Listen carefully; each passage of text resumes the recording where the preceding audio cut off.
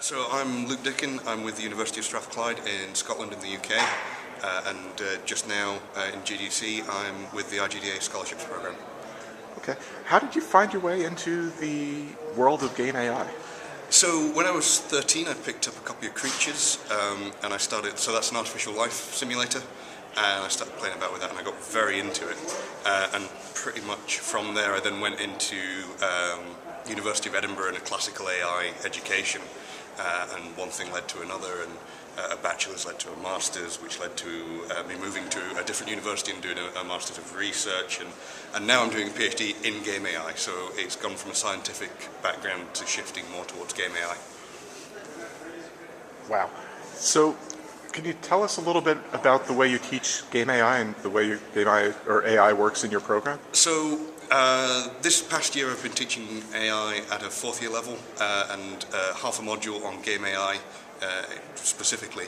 What I've been focusing on is, rather than getting into sort of algorithms and specific implementations, ways that we can sort of approach and concepts. So Dave Mark did an amazing rant in GDC last year, 2011, and his basic premise was, don't tell me about your tools, I don't care about your hammer, I want you to build me something. And that's kind of the approach that I've taken to it, which is, you know, I can show you a little bit about sort of algorithms, but what I want people to take away from the program is ways of thinking about their games and the way that the AI can actually fit into that. Do you have an example from the way, like an example project that you give to your students? So we didn't actually have a coursework portion for this section of the course, which I was a little bit disappointed by. But one thing that we were talking about is procedural content generation. So instead of telling you about a project that they were working on, I'll tell you about the project that I was showing them, which is Silent Hill Shattered Memories. So what that does is it has like a psychological profiling thing that then goes into procedural content generation. And, well, it's not procedural, sorry, it's there's three different sort of threads that they can show you, and the game changes depending on what they're doing and what kind of a player you are.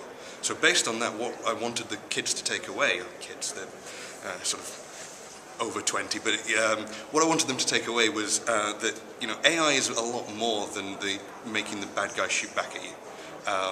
It's involved in all of the sort of game development process, really. It can make design changes within the game on the fly between things that the designers set up.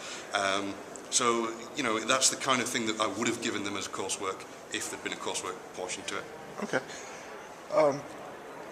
So, talking to your peers in the industry here, peers in the education industry, what do you want us to know about kind of the direction you're taking and what you want to encourage us to do? Engage with industry more.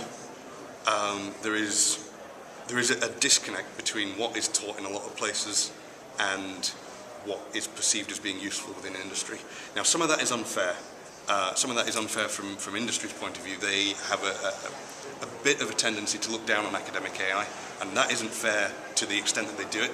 But at the same time, there is more of a compromise to be made, where things that are relevant to industry need to be taught, and things that are not so relevant need to be shelved a little bit more than they are. So one thing that always comes up in this context is neural networks.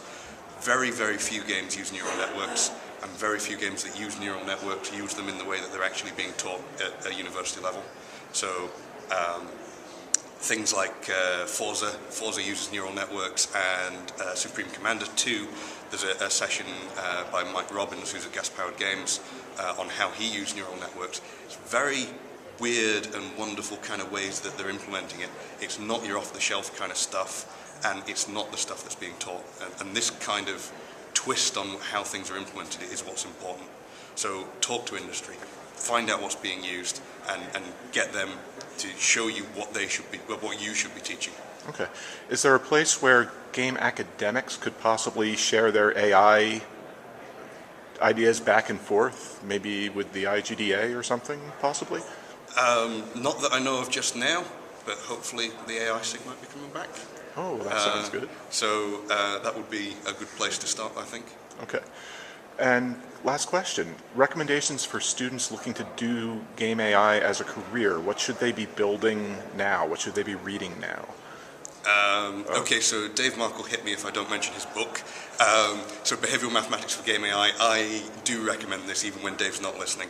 It is a great book. It's very sort of mathsy, game theory. It's what you need to understand before you sort of talk about making decisions in any context. If you can get that, you can get that into your game, then that's brilliant. Read, implement, just play about and try things, because that's, try things, and if it doesn't work, work out why.